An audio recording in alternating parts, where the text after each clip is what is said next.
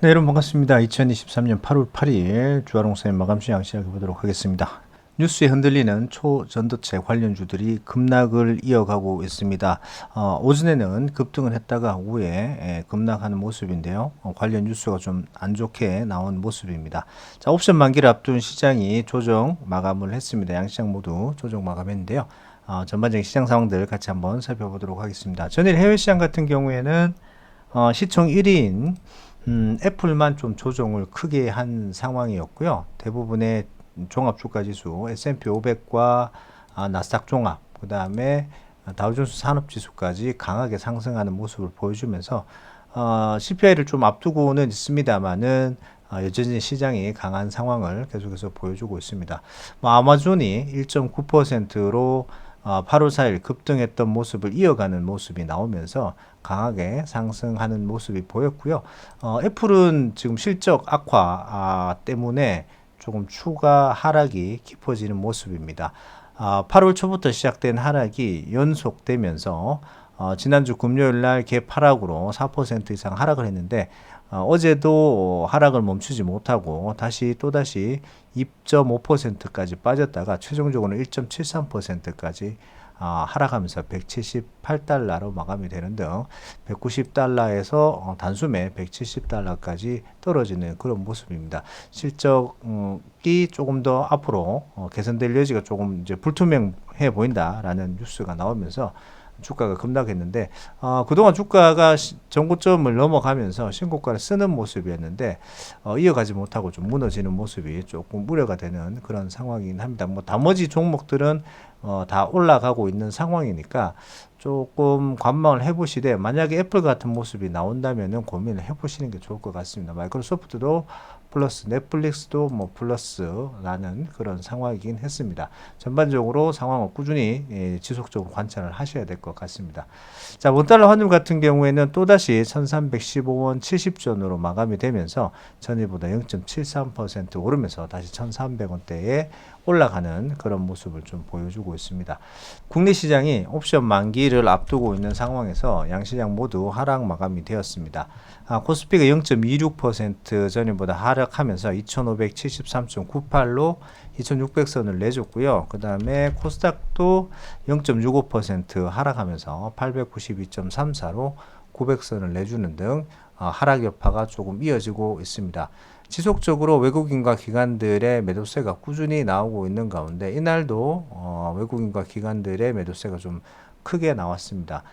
이에 반면에 개인들이 코스피에서 5,500억 매수를 해주긴 했습니다만 외국인들이 1,380억, 그 다음에 기관도 4,421억 매도하면서 매도세가 좀 더 강한 그런 모습을 좀 보여줬고요. 코스닥도 개인이 129억 매수하긴 했습니다만은 외국인이 241억 매수했고 기관은 345억 매도하면서 시장이 조금 하락하는데 일조를 하는 그런 모습이 보였습니다. 전반적으로 매수에 대한 수급보다는 매도에 대한 수급들이 좀 많이 포착이 되는 모습이었습니다.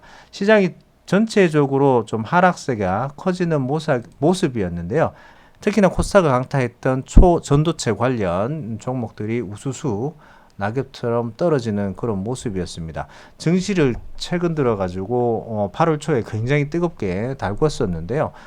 이날 서남도 하락 상승세를 이어가지 못하면서 하중가 마감이 되었습니다. 제가 방송에서도 저번 말씀을 드렸는데 잠시 올라가거나 하는 것보다는 변동성이 굉장히 커질 수가 있기 때문에 오히려 어느 정도 수익을 취하고 나올 수 있는 구간이라고 말씀을 드렸는데 어찌되었든 간에 좀 주가들의 변동성이 워낙 커지고 장중에는 22% 정도 급등을 하면서 전일 이어서 또다시 상한가 가는 거 아닌가라는 기대감을 가졌는데 지금 그 초전도체가 아니라는 미국 연구진들의 결과가 나오면서 주가들이 여전히 하락하는 모습이었습니다. 서남이 오늘 하중가 가면서 8,830원으로 마감이 되었고요. 그 다음에 서원도 관련 주가로 엮였었는데 하중가 가지는 않았습니다만 장중에는 28%까지 마이너스가 갔고요. 이 종목도 장중에 27%까지 상승을 했다가 다시 24%까지 떨어지면서 오늘 중에서만 변동성이 약 40% 이상 넘어가는 굉장한 변동성을 보였고요. 지금 뭐 종목들이 경고가 많이 붙어 있는 상황이었고요. 그다음에 지분 투자를 했다는 신성 델타 테크도 이날 장중 20% 상한가 갔다가 29% 상한가 갔다가 장 막판에 21%까지 밀리면서 하중가 가진 않았습니다만은 큰 폭의 하락이 나왔습니다. 파워로직스도 마찬가지고 이날 변동성을 굉장히 많이 보이면서 다른 여타 종목과 같이 29% 상한가 갔다가 25%까지 밀리는 변동성이 40% 이상 급등락을 하는 그런 모습이 나오면서 조금 시장의 불안한 요소로 작동을 한 것 같습니다. 뭐 초전도체 관련해 가지고 제2의 에코프로다, 제2의 우리나라의 어떤 혁신적인 상황들이 나올 수 있는 그런 조건이 되었다라고 많은 사람들이 단기에 열광을 하고 있는데, 아직까지 그 초전도체라고 물질을 발견한 퀀텀 에너지 연구소에서는 입을 다물고 있는 상황이고요. 여러 가지 어떤 그런 레시피를 가지고 해외 여러 국가들이 검증 단계로 들어가면서 오늘 미국의 메릴랜드 연구진이 LK99에 대해서 초전도체가 결론적으로 아니다라는 결론을 내렸기 때문에 장중 변동성이 굉장히 커지면서 약 40%까지 왔다 갔다 하는 그런 상황이 발생된 것 같습니다. 아무튼 너무 인기주만 따라가시게 되면은 손실을 보실 수가 있으니까 좀 조심해야 되는 그런 상황이다라고 보시면 될 것 같습니다. 자, 시총 상위주도, 코스피의 시총 상위주도 변동성이 꽤 큰 모습을 계속해서 보여주고 있는데요. 삼성전자는 7만전자를 내주면서 이날 1.3% 하락은 67,600원으로 마감되었고, 한동안 조금 하락세를 보였던 LG에너지솔루션은 이날 2.14% 상승하면서 52만 5천원으로 좀 하락에 대한 반등성이 좀 나오는 모습이었고요. SK하이닉스도 2.7% 하락하면서 11만 8,600원으로 마감이 되었습니다.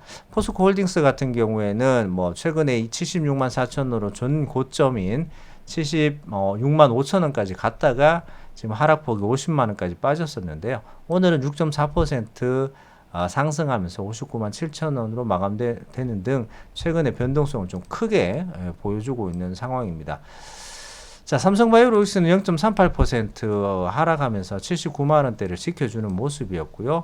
자, 네이버 같은 경우에 최근에 AI로 상승세로 좀 넘어가는 모습이었는데, 이날은 4.9% 하락하면서 22만 3천원으로 큰 장대 연봉으로 좀 덮어버리는 건 모습이긴 합니다. 일단 추세를 돌파를 하긴 했는데 여기서 조금 머물러 줄 그런 상황도 좀 생기는 것 같습니다. 오랜만에 현대차와 기아차는 플러스 마감되었습니다. 현대차는 18만 8,400원으로 0.2%, 기아차도 0.9% 상승하면서 7만 8,300원으로 마감이 되었고요. 카카오는 네이버보다 조금 더 약한 모습을 보이고 있는데, 이날 네이버와 같이 1.7% 하락하면서 51,800원으로 마감되었는데 좀처럼 힘을 쓰지 못하는 그런 모습을 이어가고 있습니다. 자, 코스닥에서 에코프로 BM이 0.29% 하락하면서 지금 3일 연속 빠지면서 35만 원선을 내주면서 33만 9천원으로 마감이 되었고요. 에코프로는 1.03% 상승하면서 100만 원선을 지키고 있습니다. 107만 7천원으로 유지를 하고 있고요. LLF는 0.69% 하락하면서 21만 2,500원 장중에 기록을 했는데 2차전지 관련주 쪽에서는 좀 약한 축에 속하는 그런 모습이었습니다.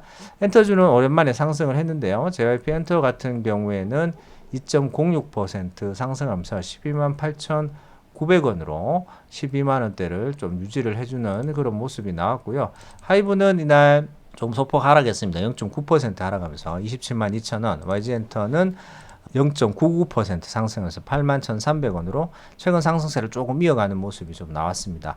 시장의 변동성이 굉장히 커지고 있는 상황이고, 특히나 초전도체 관련해 가지고 테마주들이 급등락이 심해지는 상황이기 때문에 여러분들 지금 포지션을 조금 애매하게 잡으면은 금방 손실이 눈덩이처럼 불어날 수 있기 때문에 테마보다는 실적을 따라가시는 실적 종목들을 보시는 게 여러분들 계좌 관리에 조금 더 유리하실 거라고 생각이 됩니다. 저는 오늘 여기까지 하고요.